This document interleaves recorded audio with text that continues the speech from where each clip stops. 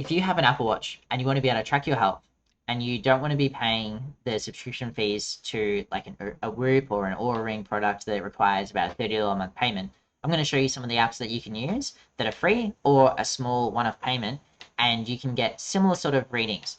The Whoop and Aura obviously are probably the best in class. They have custom algorithms that are measuring HRV at certain times in your last sleep stage and all that sort of thing. But I found that these apps that can still give a pretty good reading and at least give you the same sort of indications and help you just with monitoring health. So we'll jump into the first one, which is Welltory. This one is a free app and you can have ongoing free access. You get one free HRV scan per day, and you can trigger that by doing a breathe activity on the mindfulness app on your Apple Watch. So the idea would be that, as soon as you wake up in the morning, you run the 3-minute breathe activity on your mindfulness app, and then it does a HRV reading. And then it generates this pretty cool complication that you can have on your watch face that'll give you your stress level, energy level, and health level. And this is taking into account your sleep data, your HRV, and your resting heart rate, and a few other factors. And with the paid version, they do give you a more detailed breakdown. But with the free version, they still give you like a little snippet, and you can still get access to this. So this is pretty handy. The next app I'm going to jump to is called Auto Sleep. Auto Sleep will have a few more metrics that you can see. So it's going to show you, how long you slept for, the quality of your sleep, deep sleep cycle, things like that. It's also going to measure your HRV and give you an indication of stress levels. It requires a one-off payment of $5.99, so not very much, and then you have it ongoing. And it works similarly. The way this works is you do a 1-minute breather activity using the mindfulness app, and that triggers the HRV scan.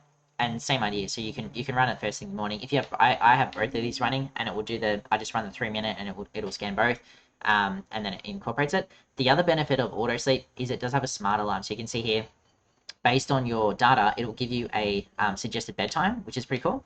And then also, you can have a alarm that you can set, a smart alarm, and it vibrates on your watch. So if you have if you're like me and you've got other people in your house, you don't want to wake them up with a blaring alarm in the morning, you can set something that's going to vibrate on your wrist and wake you up.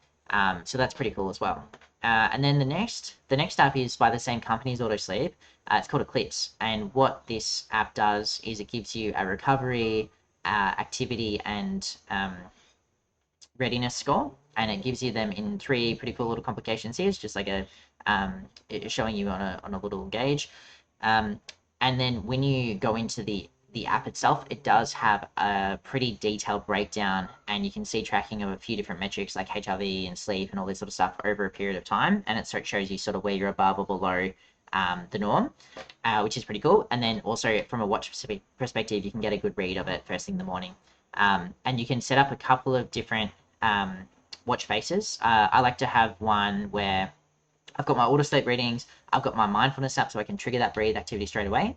And then I can kind of flick it over and I can check my my readings from the Eclipse app. And then I've got another watch face set up where I can see my score from Welltory. So these are just 3 different apps that I think work pretty well. They're not going to be at the same level as your Whoop or Aura, but because I was sort of realizing I used to use Whoop and I think it's great. You definitely get a lot of great insights. The problem is, I was using it for a couple of years and thinking if I use this for the next 10 years, I'm paying $30 a month, the amount of money that just adds up over time starts to get a bit out of hand, I think. So looking at other ways to manage these sorts of things, and hopefully you can benefit from these ones. Thanks, everyone.